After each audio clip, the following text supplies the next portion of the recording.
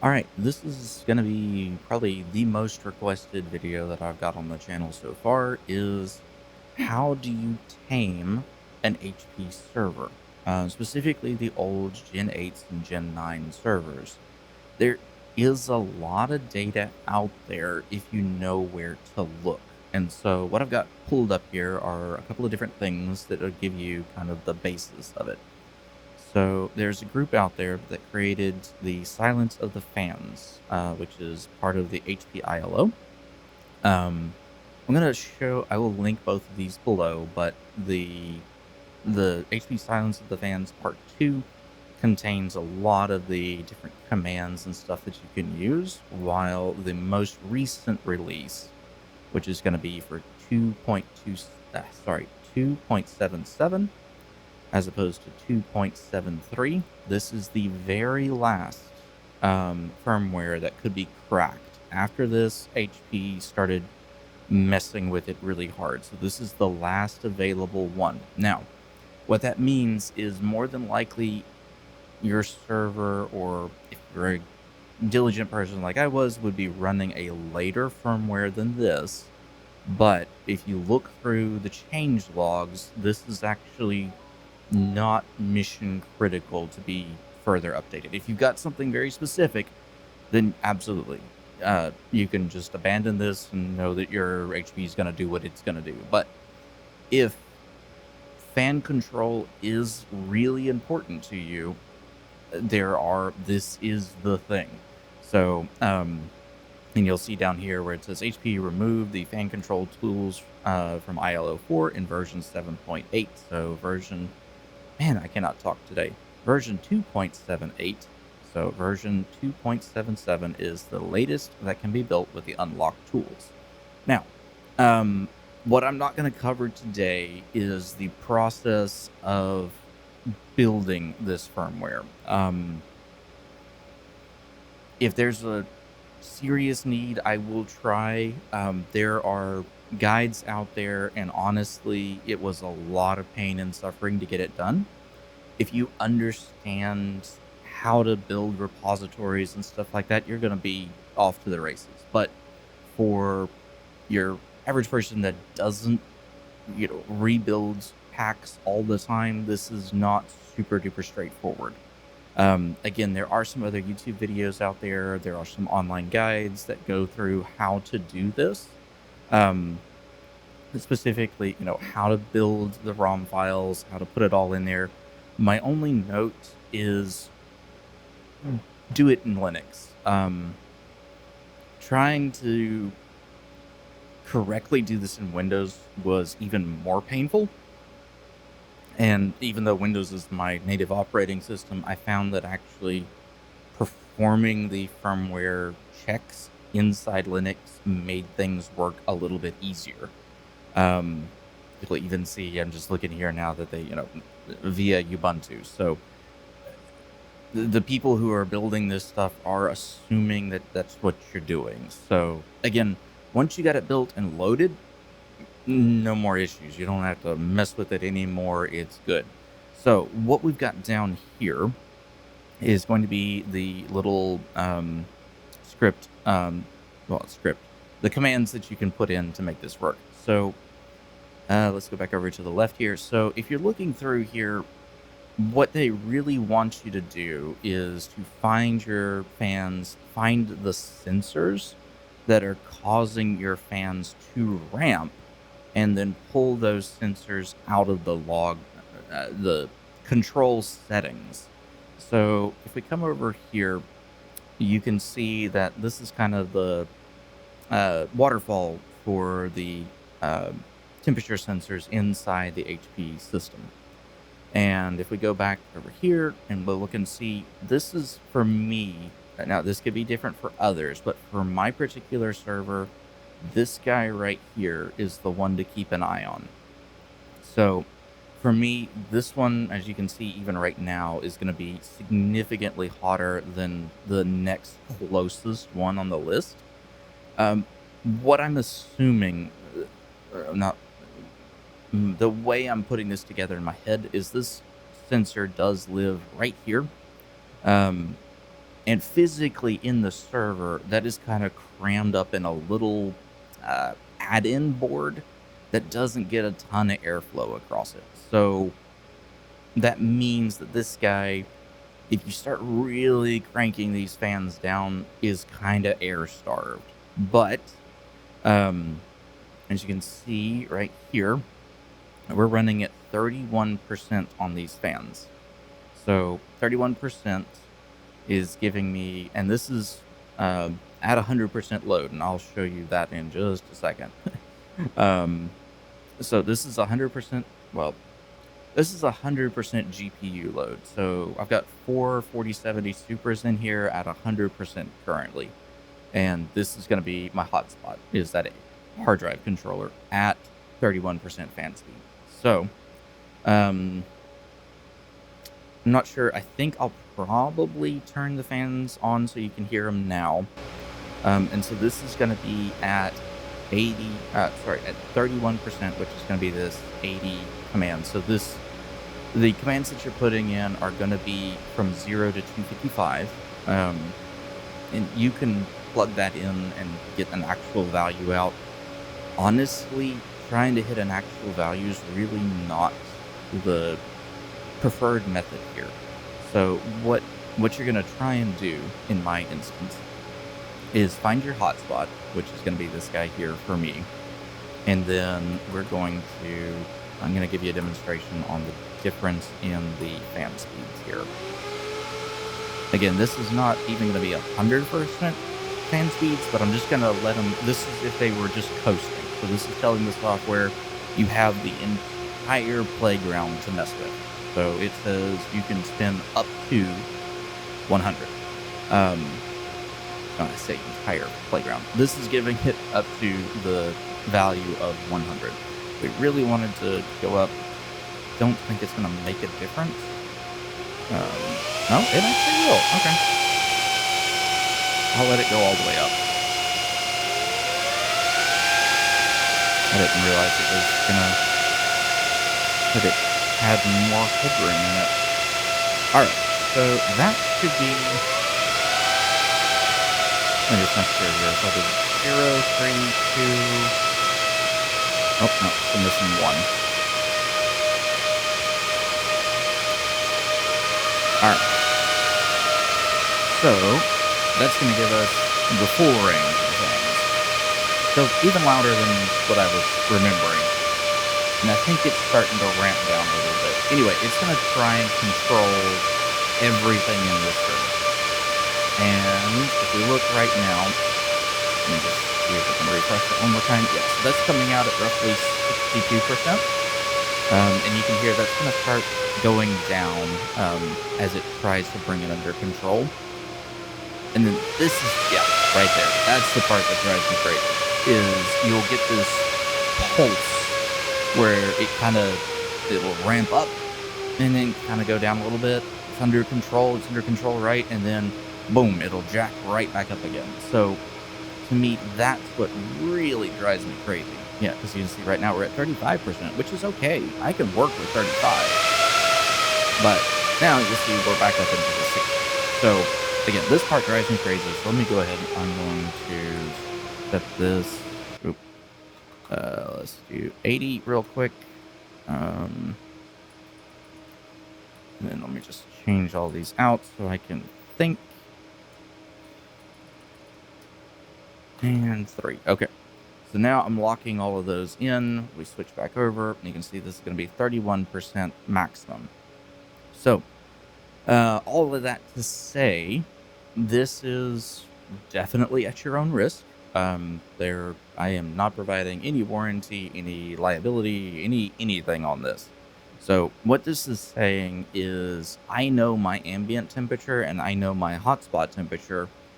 And through some testing, I have determined that, giving it this value of 80, which is coming out to roughly 31% fan speed, my hotspot temperature is under control. You can see even now, like giving it just a little bit of leeway with the fans doing their own thing, that brought it down several degrees. So again, I've got a temperature controlled room. The primary load is actually not represented here. The primary load, and the reason that it pulses like that is it does not understand. Let's see if we go to device inventory, and you can see here we've got these GPU boards, and it shows an unknown status. So HP, in their infinite wisdom, determined that if it can't figure out what the device is, it doesn't know how to react to it, and so it's going to go all over the place. You'll get reports of people that if it is something really unique and it doesn't even get a product name in here, then the server will just peg itself out at 100% all the time, because it just says, I don't know, so therefore I'm feeding it everything. And that's where a lot of the work was done on this, was because of that particular nuance. And so, but yes, all of that to say, a couple of things here. So this is the quick and dirty way. This is setting, again, this is me doing a bunch of testing to say, all right, I've got the 4 primary fans in here. What is the value that, again, gives me a temperature that I'm very comfortable with? Again, mid 60s on a part that has a caution of 100 is decent. Most components like that going to be fine well into the 80s, but that's going to really depend on your own comfort level, and also your ambient. So my ambient is pretty darn cold here. I've got a sizable air conditioner unit that is dedicated to this room that is pumping a lot of cold air in here. So again, ambient is somewhere around, let's see, I'm not going to try and do that math in my head. It's going to be roughly 68 degrees Fahrenheit. Y'all can figure that out to follow the C ranges. But in any instance, that is, for me, the sweet spot. So I can then let this cook all the time at a value for me that is not that bad. Like, in comparison to the air conditioning unit running over there, I really can't hear the fans on the server. Now, I let them kick back up and give them full tilt where they're going 60%. Oh yeah, that is painful. Like, you can hear that down the hall. But this allows for a very nice, easy to work with environment. So one of the things I did want to talk about here, and I'm not sure if they covered it in this, but if you go through here, you'll see these are not returning values. And what that is I'm not going to call it a bug, but there is a oddity to the way that the ILO allows different connections to it. So the primary thing is, I haven't been able to truly verify this, but I believe if you've already opened up the ILO homepage, the web app into the ILO, then a secondary SSH into it is going to cause it issues. I should have prepped this before I did this. Give me 1 second here. I'm gonna have to find it. Nope. That one. Okay. So in diagnostics is a button here that says reset ILO. So what this guy does is it kind of reboots the integrated lights out management, which is that separate card, which interestingly is also going to be that little blade there that runs alongside it. It's got that hard drive controller and everything in it. That physical component is where that ILO sits. It's all kind of in, the best way I can describe it is kind of a daughter board that plugs in. But so what we can do is we can go ahead and reset that ILO. And then in theory, it's going to kick me out of the PowerShell in just a minute here. It does take it a second to realize that it is no longer SSHing in. But when it does, let's just see if I can do exit. Yeah, I think it's already starting to error out. Exit. Yeah. See, yeah, kind of locked up on me right now, but oh, there it is. Okay, disconnected. All right, and then yeah.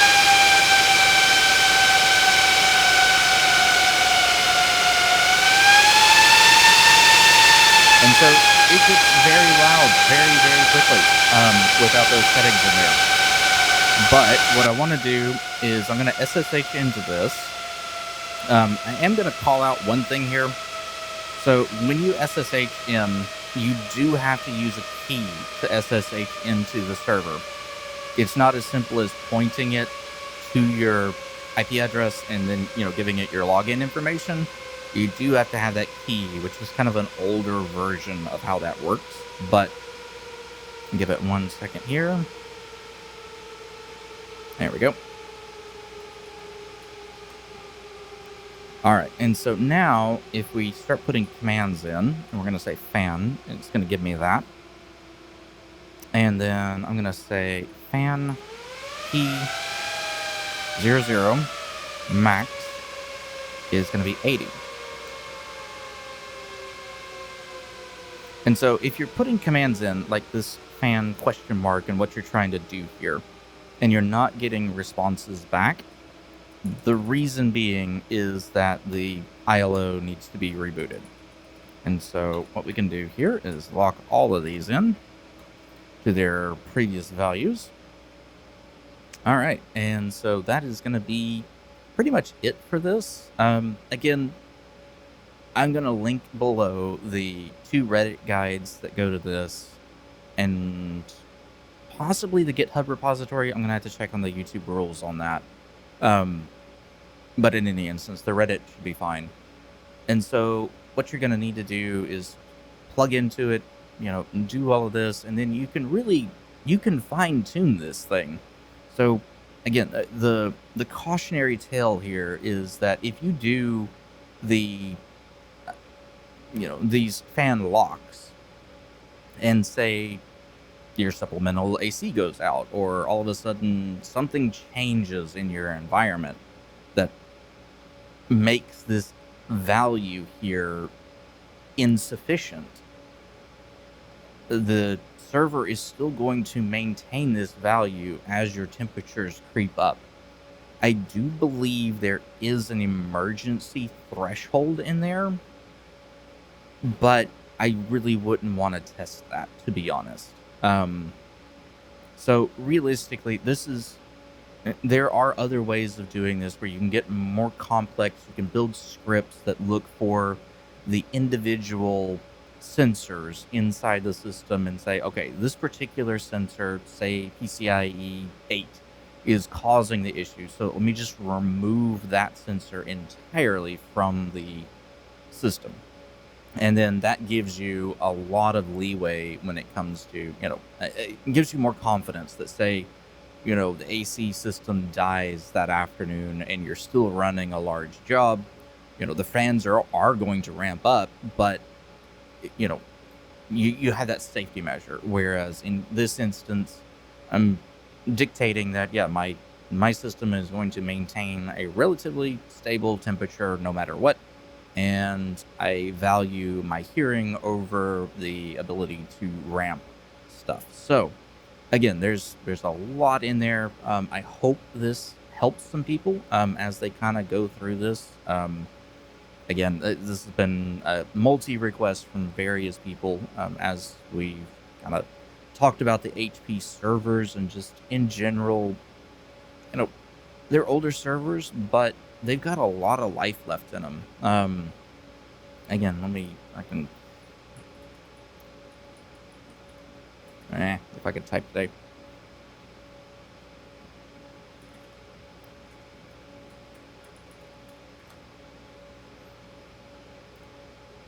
All right, so if we come over here, and I just want to reiterate this a little bit. So, you're looking at a system that's running, yes, much older architectures. These are E7s, 8894s, but these are 24 core processors, and I've got 4 of them in there. And then in this particular instance, the other really big thing for me is that this server supports so much RAM. I mean, right now, you're looking at 2 terabytes of memory. So each of the cards in here is holding 256 gigs of memory. Now, granted, my memory configuration is not what I would consider ideal, and there are some gotchas in this system that I don't want to say gotchas, but some frustrations where, like, you'll see that the operating frequency here is going to be 1600 megahertz, while most of my sticks support either 24 or 2600 megahertz. The reason being is the way that these are designed is as you put more and more load on that memory controller by adding more and more sticks in here, the maximum frequency drops to that lowest value of 1600. So in this instance, I've got a lot of sticks in here, so it will pull it down to that 1600.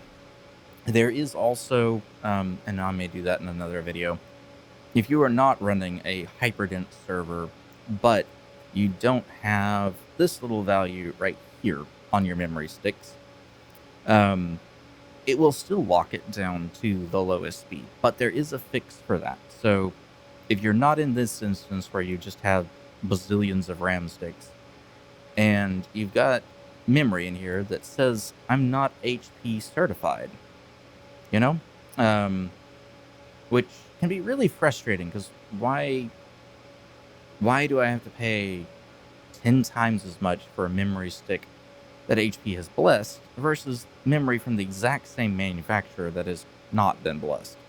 So again, when you get into these, if you run into that, and that is, if somebody has a question about that, I can do another video on that. But there is a, because HP has the secret menu in the BIOS, and then they have the super secret menu in the BIOS. Inside the super secret menu is the ability to tell it, I don't care if it's HP certified memory or not.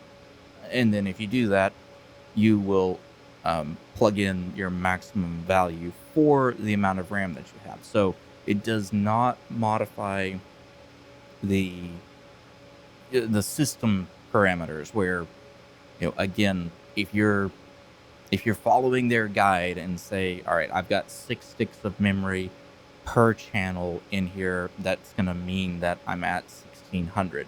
If I had 2 sticks per channel, then I may be at 1800, or, again, whatever the value is. This particular server is a little bit unique in that I believe even on some of the least dense applications that you can do in here, it's still not going to be as fast on the memory frequency as some of the other Gen 9 servers, just because of the way the topology of the RAM works overall. But my long-winded way of saying here is that these are really good servers. They're not as power efficient or as agile as some of the newer stuff out there. But if you're out here trying to kind of make your own home lab, learn things, mess with stuff, that's where these really shine, because you can pick these up for, again, staggeringly low cost versus what these were originally built out as. Again, RAM is RAM. You're still not great, but honestly, processors and server by itself, not that expensive. The memory, again, getting 2 terabytes of memory in here is still, it's just a lot of sticks. So that is its own ball of wax. But when it comes to just the server as itself, again, these were very expensive devices back in the day. I want to say that the chassis was in the $30,000 range back in the day. And then you start putting in, the high-end processors like these, slap as much RAM as we've got in there now, you were easily over $100,000 server. But now you can buy these things on eBay. I I would not just immediately buy the very first thing you see on eBay. Wait until somebody's decommissioning a lot of these, and then yeah, pick them up. They're cheap as chips. So yeah, I fully recommend some of this stuff where as you're looking at it and you're looking at a home lab, a lot of people are going to say, well, you'll be way better serviced by getting a, just a used Nook and, working, doing that type of stuff. There is a valid argument there that if all you're trying to do is just learn some software, little bits and pieces, I- yes, you can load TrueNAS on it, or you can load Unraid. You can learn a lot by doing those types of things. Build Docker containers, do all of it. Absolutely. But when it comes to actually knowing how to build and manage a full-size server, you need a full-size server. Most of those small, very cheap, very good value systems don't contain ILO. They don't contain RAID controllers. They don't contain, all of the stuff that you really need to get into and understand on, again, enterprise grade hardware.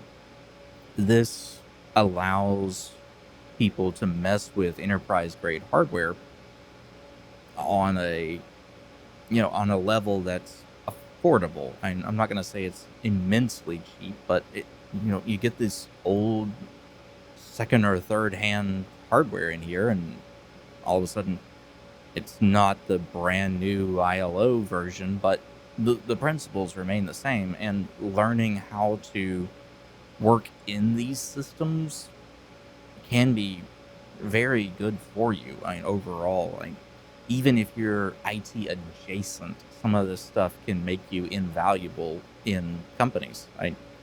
Again, a lot of places don't have people that know how to do this type of stuff, and you make yourself available. And again, you have the confidence that says, oh yeah, I've loaded hard drives into a server. That is not a thing. Like, pop out the blanks, put in the other one, you're good. To be able to tell somebody that confidently, and instead of being like, okay, let me Zoom call you while we're in the server room, and you kind of show me how it works, maybe I can do it correctly. No, just think, oh yeah, I've done that all the time. I got like 4 in my I've got 4 servers in my rack at home. It makes a huge difference. Again, I'm not a server infrastructure guy at work, but I do get leveraged in that capacity fairly frequently, just because they know that I'm good for it. Again, it's not something that is going to change what you're doing, but at the same time can be a very valuable skill set. So I think that's kind of what I was going to mostly cover in this one, is just kind of how it works, what I'm doing, and then, the pros and cons of doing it the way that I'm doing it. So I hope this has been useful to some people. I know, again, there's been several people have reached out and been like, hey, you've got this server, you've talked about making it quiet, how did you do it? And again, I am not a pathfinder here. I have just followed in other people's footsteps, but I'm hoping I can point some more people into the resources that they need to be able to kind of make this usable in their environments. So with that, I'll sign out.